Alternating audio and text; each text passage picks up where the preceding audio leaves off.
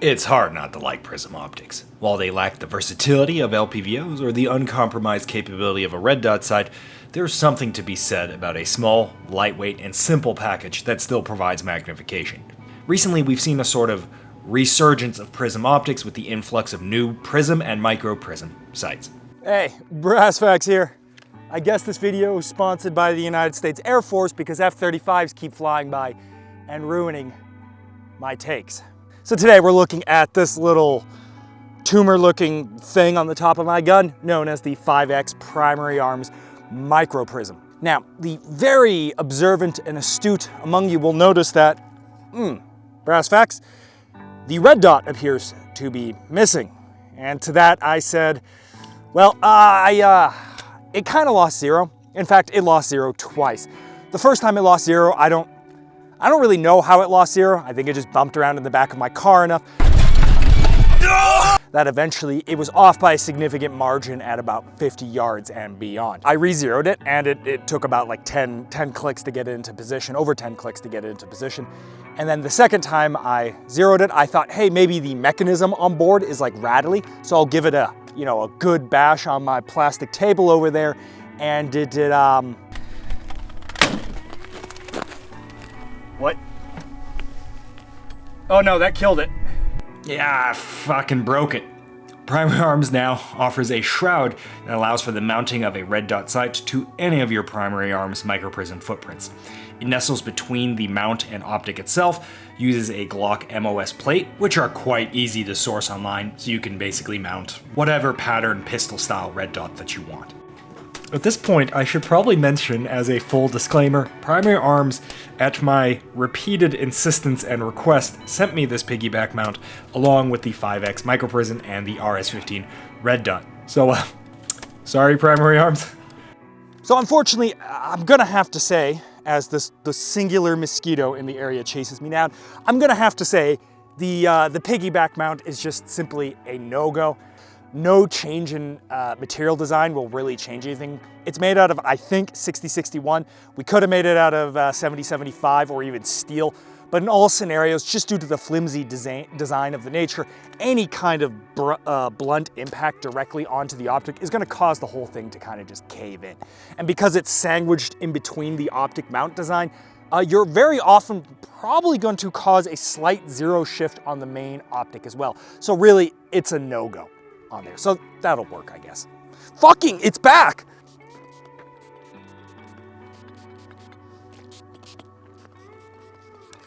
For the first and hopefully a long line of these, this video is sponsored by Venture Surplus, an online retailer of military surplus gear. Now, your initial impressions with military surplus gear might be like, oh, time to buy some stuff from back when I was in service to relive the glory days. But in my opinion, and this is not just because they've sponsored me, you can go look back at some of my gear, I'm kind of really coming around more and more to certain types of surplus gear. Now, some of it might be heavy and a little cumbersome, but in an era of very expensive, ever increasing in price, laser cut drip gear, which I have my fair share of, every once in a while, or a lot of times, it's actually kind of nice to buy battle-tested, durable, and generally half the cost or even a third of the cost nylon gear. You can look at my chest rig, you can look at my plate carrier. I have a fair number of surplus gear adorning all of my kit. So, thank you, Venture Surplus. I look forward to future sponsors videos, and on with the show. Okay, so the 5X Microprism. At first glance, it looks identical to all Primary Arms Microprism sights, a ugly turd tumor on the top of your rifle. But sometimes if something is ugly enough, it eventually sort of comes back around again and starts looking good, which is roughly, I think, where this thing sits. It's kind of ugly in a pretty sort of way. Or would it be pretty in an ugly sort of, whatever. For those not familiar with Primary Arms Microprism line, they're basically all the same thing, with the defining differences being 1X, 3X, and 5X magnification. They're all in the same housing, they all come with the same hardware. They're all roughly just around 8 ounces, flush turrets, adjustable diopter, hey, you hear that, Trijicon, and a giant smorgasbord of mounting options. The brightness is also nothing to scoff at, enough to provide contrast in nuclear bright, oh my god, why did we colonize a desert, Utah. For my environment, I wouldn't really call it red dot bright or fluorescent bright, but when it's darker or if you live in a more hospitable part of the United States, you may find it actually is bright enough to allow both eyes open target focus style shooting. Maybe. Also, due to Prism Wunda Magic and whatever PA calls their Shake Awake feature, able to last a really long time, and I was able to set mine to the brightest setting and then never touch the illumination knob again, and it's still kicking over a month later. While the Optic itself is quite durable, we're going to have to rip off the mounting system. Band-Aid, that's kind of a mixed bag. Hey, Editor Brock here. Go ahead and take a shot every time I say the word cantilever. Godspeed, I'll see you at the funeral. You get several different hunks of metal provided with the package and a heavy dosage of screws to allow for a variety of different optic heights and rearward sweep, or cantilever. Basically, all short eye relief prism scopes, the ACOG series, the L-cans, the only cool product Leopold ever made, the hammer, all have significant built-in rearward sweep to push the optic closer to the shooter's eye because, well, eye relief. These microprisms have something similar with a cantilever mount system that pushes the optic rearward. However, because this uses an identical body and mount system to both the 1x and 3x microprism, which have been out for quite some time now, we have a wide pool of reviews to pull from, and we can fairly certainly say the more cantilever the cantilever mount is, the more likely you're going to experience zero loss in a basic drop. I wouldn't take these drop tests as gospel per se, some of them are unreasonably brutal, but certainly it's something to keep in mind. If you are a durability fiend, I recommend using the straight mount that it comes with as it's significantly more durable than the rest, not having the fulcrum to basically bend backwards. If you use the straight mount, you may find yourself running into eye relief issues, specifically with the 5X. On paper, the 5X SLX Prism has 2.7 inches of eye relief. Not terrible at all, but if we don't use the cantilever and opt for the straight mount instead, it ends up being actually in a similar head placement to something like the eyeball weld of a TA31 ACOG with 1.5 inches of eye relief. Worse yet if you mount a rear iron sight. The 5X, uniquely unlike the ACOG series or even the Micro 3X from Primary Arms, has a very, very tight eye box, which exaggerates a lot of these issues mentioned here. So we're locked into a catch-22. Good head placement by using a cantilever or good durability by using the straight mount. Once again, this is something that is going to be user dependent. Some of you might not have any issues with the tight eye box and limited eye relief, so you can use the straight mount and you're good to go.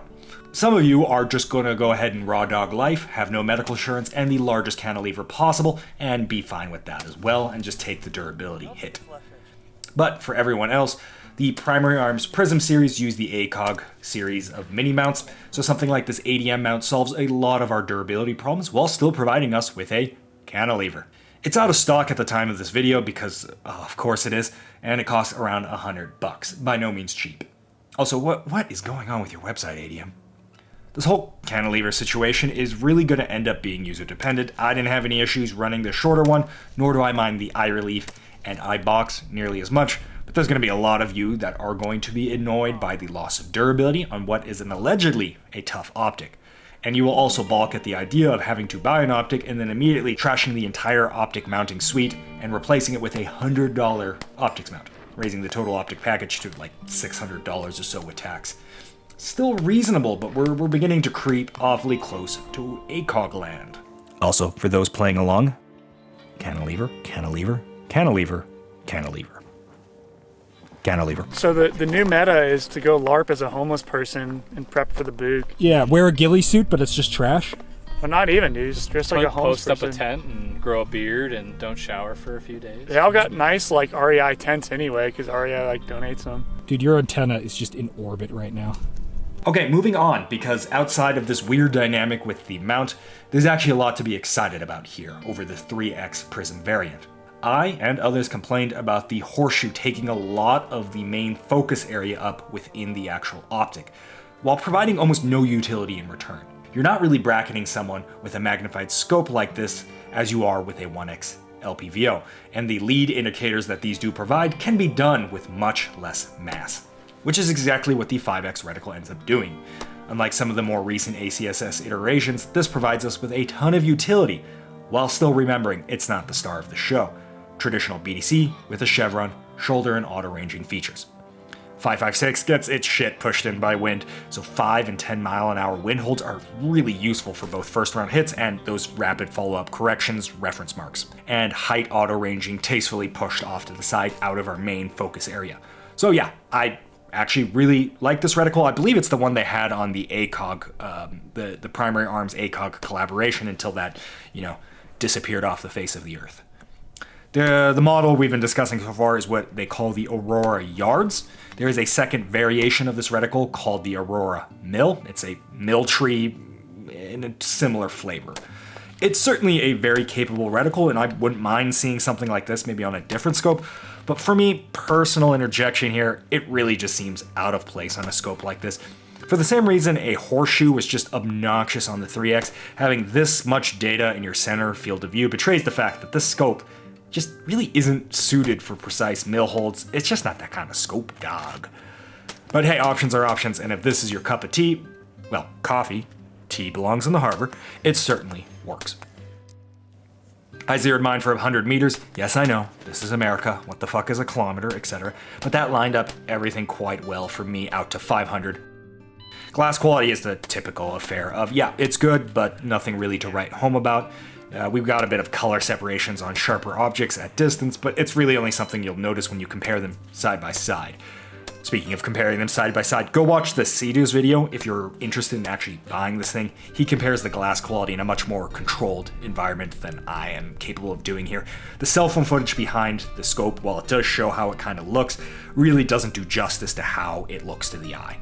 Speaking of 5X, actually, there's something really important to consider that might not be obvious to, especially in run and gun scenarios within 300 yards and especially within 150 yards. This tends to be a bit over magnified, and a lot of times you'll index on target and you're gonna miss like indexing by about 5 to 10 degrees and you're gonna end up off target such that you don't even see the target in your field of view. And then you have no idea where the fuck you're pointing and all you can see is zoomed in nonsense. This is especially pronounced when you're shooting in sort of a medium range. As we push the distance out, the very small ocular image, the image you're actually looking through, and the tight eye box make this a pretty tough optic to use compared to the 3X variant or even other optics in this category. All fixed power optics, sure, do suffer from this issue to a degree, but the 5X Microprism is probably one of the worst offenders in this regard. Keep that in mind. 2X magnification is absolutely nicer on those longer shots, but remember, you're paying for that 2X magnification at the medium and closer range. It's a trade-off. Personally for me, take this reticle, put it in the 3X model, that would be an awesome scope. Now, some of you are probably screaming at your screen. You're probably not screaming, you're probably just thinking it. But we can obviously throw a offset red dot sight on this to kind of make up for the shortcomings of the 5X Prism. Obviously, we'd love to piggyback it, but yeah, no, that didn't work, remember? So we have the red dot handle most of the shooting, and then we switch to the 5X by just rotating the gun when we need that extra level of precision or magnification. Easy and quick. Just be advised, perhaps more so on principle than practicality, but running an offset red dot as the primary sighting system with a 5X magnified system with a tight eye box, low visual field of view, sounds a lot like a red dot magnifier combo with extra steps and honestly none of the benefits. If you go down that route, be sure you didn't just want a red dot magnifier actually. Regardless, this setup ends up actually probably being the most prevalent use cases a lot of people are going to chase after. Kind of creating that general purpose rifle setup, the ACOG at home, but want to save weight and more than likely save money. But I'm going to dive in pretty heavily into a second coffee of the morning detour land to offer a point of caution that do plan on going down this route. On paper, this Microprism might functionally feel like a cheaper ACOG, shit, it's even got the same reticle, but, and this is a big but, and we like big butts, right?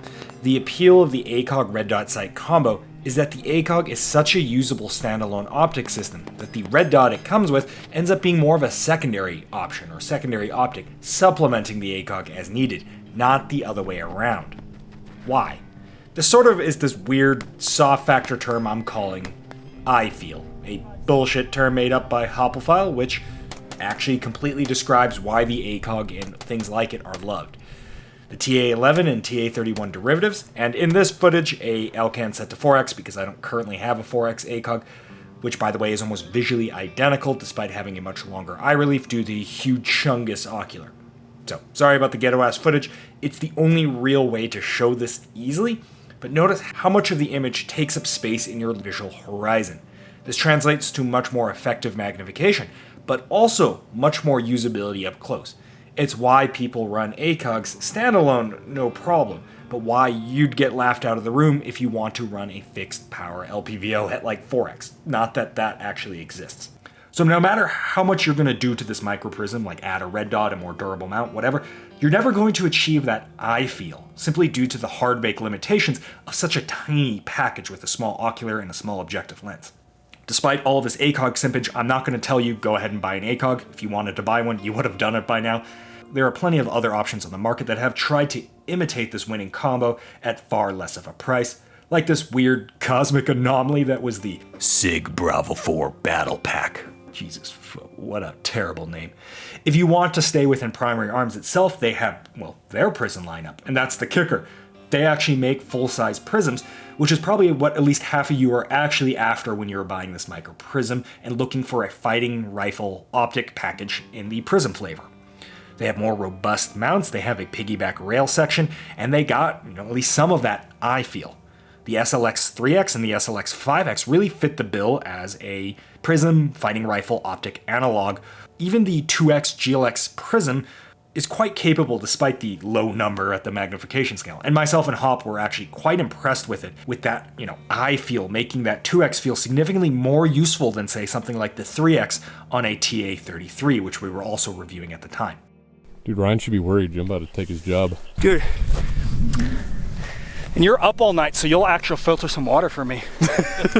I mean, that is fair for taking someone's watch. Go filter their water at the very minimum. Yeah, but the motherfuckers who with the unfiltered water. Or just getting Chad gut biomes and be able to just drink that shit raw. No, I didn't have MREs for 4 years. Hard drink black mold water from the barracks either. Okay, so thus far this video does seem kind of to be a love letter or a big push for big Trigicon or big Prism. But really, yeah, I could have probably just made this video 10 times easier to produce, prevent all those rewrites I needed to do to try to get the point across to you, and just said, yeah, 5X Prism, looks like an ACOG, weighs less than an ACOG, you'll get around the eye box training issues by simply training a little bit, and you'll be good to go, buy it, awesome, cool, and then I get more affiliate link sales. But as a C-list personality on a D-list YouTube channel, I have to appeal in other ways, and that is I'm going to talk heavily about the user experience. And like I've gone through so far, the user experience is, to a degree, degraded compared to traditional large prism style optics. Now, this isn't to say that this little cute thing is a complete disaster of an optic. In fact, I actually really like it, and let me get into that. I think we've kind of been barking up the wrong tree. And by we, I mean me, because obviously YouTube comment sections are completely omnipotent, and they figured this all out last week. This thing works really well in a concept I've described previously as the field rifle, or for others like to call it maybe the modern scout rifle. It really does not matter what you call it, because I know that's gonna get some of you up in a tiffy, in a jiffy. It's gonna upset some of you. The point is a modern lightweight rifle with reduced capabilities. We love our hyper capable general purpose rifle with LPVO that can engage a variety of ranges, that has night vision equipment, a really expensive flashlight, and a suppressor. And man, that thing shoots like a dream, partially because of the suppressor and the weight, but partially because it's been tuned, But every once in a while, in a lot of scenarios, be it a rifle that you kind of just use on the ranch when you need to have a rifle with you, perhaps the boog did happen, but it's mostly kind of concluding, or maybe you're in your community and you're just going down to get eggs from your neighbors 5 blocks away or 5 miles away down the road. You're going to the other end of town for whatever reason, and you don't quite feel comfortable just bringing a handgun, and you want to bring a rifle. But there's no need to bring that very expensive, one-off rifle that you own and risk bumping it into stuff constantly. You want to just bring a simple, simplistic, lightweight rifle with you. And sometimes having a lightweight rifle is super comfy and relevant for the task at hand if you can have more than one rifle. And here we go, I have more than one rifle. This Microprism optic fits all of the things that we really want in this scenario. Is it slightly less capable than an ACOG? Oh, sure, but it takes what makes the ACOG nowadays kind of unique, the ultra lightweight, the small form factor, and the simplistic design, and takes it to its extreme. This is, as weird as it looks, really tiny, right? It really makes this rifle handy and small. This category used to kind of just be occupied by the, micro red dot sight, a really small T2 or T2 analog on here. And yes, that accomplishes the task similarly as well. This sort of works in a similar way, except now we have magnification, which I think people are understanding more and more to be a sort of necessity on rifles in scenarios where a civilian is actually realistically going to be able to use a rifle. The super simplistic gist of it, which I could have probably just opened the video with, is, yeah, sometimes it's nice to have a really lightweight rifle, predominant optic to accomplish that. It is the most lightweight optic, it is the most compact optic, and it still gives us magnification in a acceptable manner. Thanks for Venture Surplus for sponsoring this video, and I'll see you guys in the next one. Actually, I just realized that people are going to mention, hey, what about the Vortex 5X Prism? The Vortex 5X Prism used to cost about $600, which made absolutely no sense for the market, but no one bought it, so now it costs $400, give or take, assuming while supplies last. I'm suspecting they're not really making any more of them. At $400, it's a pretty compelling option. It has very similar stats compared to this thing while being about 2 ounces heavier. It's a great deal for what it is at this time, and you can actually piggyback mount something on it. So if you want to consider it, sure, I'll also throw a link for that down in the description. Just consider that you don't get a rearward sweep with that thing. You're basically forced to use the straight mount because it doesn't come with a cantilever. And that mount looks very spindly, right? We were worried about deformation with this on a cantilever mount. Now imagine having that concern with a very spindly straight mount. So it does seem to have a lot of weaknesses that this has in this configuration. So it's just another option to consider, but personally I would go with something like this. I also just prefer the design on this thing, but that's actually not too bad at its current price point. We'll see how long that lasts.